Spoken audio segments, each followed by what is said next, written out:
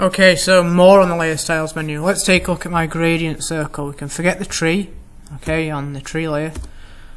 Okay, we can look at just the gradient circle. So layer styles, let me double tap towards next to the gradient circle text on the layer and bring up the layer styles menu. What I'm going to do is use the hand tool to move myself around my document, okay, so that I can see that circle in full. Okay, and I can also see the layer styles menu. Let's talk through them. We've got bevel and emboss. Okay, bevel and emboss will make the circle look a little more 3D. Okay, so what I'm going to do, I'm going to put bevel and emboss. I'm going to put inner bevel on it. Right, I'm going to put chisel hard on. Okay, turn up the size. And can you see it's making my circle now stand out as if it's raised up from the white background? Okay, be careful. If it's too big, it will spoil the shape. Okay, if it's too small, you won't see it. So I normally work around sort of 6 to 10 pixels there. Soften it will reduce and give it a more curved feel to the raised edge.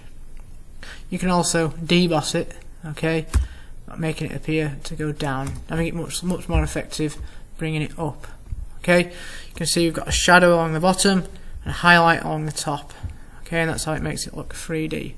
That's your bevel and emboss. Stroke, that's a line around the outside. We've already got a black stroke from when we drew it, so it's not going to be very effective. But we can make that bigger and smaller. I don't want to change my stroke, I'm quite happy with it. An inner shadow. Shadows generally work best by changing the blend mode to normal. And turning the opacity to 100%, and you can see an inner shadow appearing there when I set the distance. Now, don't really have much use for an inner shadow, okay, at the moment in time with this logo, but that's how you could add an inner shadow there. Okay, again, probably best used sparingly. It does add a bit of an extra detail to it, so I might keep that in some form. Turn the opacity down a bit. I think I'll keep that actually. Inner glow, a bit like an inner shadow, but more of a colour we can choose here. So if we, for instance, we'll stick with yellow actually because it'll contrast with the purple, be able to see it. Turn the opacity right up and turn the noise up. You should be able to see a inner glow starting to appear.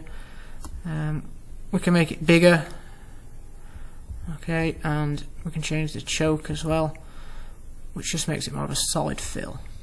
Again, I'm not going to work with an inner glow, so I can turn that off. Definitely going to keep that shadow though. Let's just turn that up a bit. There we go. Turn the choke up a tiny bit. There we are. Quite happy with that. Colour overlay. We can just lay a flat colour over the top. Okay, I don't want a colour overlay because I'm really happy with my purple gradient. Gradient overlay we've already got, so I'm going to leave that, and a pattern, self-explanatory there. Outer glow could be effective, but I want to keep everything inside this circle for now. And a drop shadow again could be very effective, but I want everything inside the circle. Drop shadow, generally turn the blend mode to normal, change the distance, how far it is away from the object, the shadow, the angle. If I move it to the side there, oops, wrong side, you'll see it. There's the shadow there. Okay, use them sparingly. You don't want a shadow over there. Okay, it just won't look right, so use your shadows very sparingly. And the size, it determines how focused it is. I'm not going to use outer, my mistake, a drop shadow on this document, so I can turn that off. I'm just going to keep that inner shadow though, because I quite like it, quite subtle. I'm going to press OK there. Okay, so that's more information on the layer styles menu. We can use the layer styles menu on a text layer, and we can use it on the image layer, this tree here. I can add all the same layer styles that I did there. Let's see how a shadow looks on a tree. Looks too unfocused to the shadow. I don't like it. We could add an outer glow, perhaps a pattern overlay or a gradient overlay to my tree, perhaps. But I'm quite happy with the black I've got there. Satin effect sometimes looks quite nice, but I'm going to keep what I've got there. So that's the layer styles menu for you. There we go. Press OK when you are done editing. The best thing to do with the layer styles menu is get stuck in, zoom in to work close up, zoom out when you're happy. so you can see the overall effect it's had.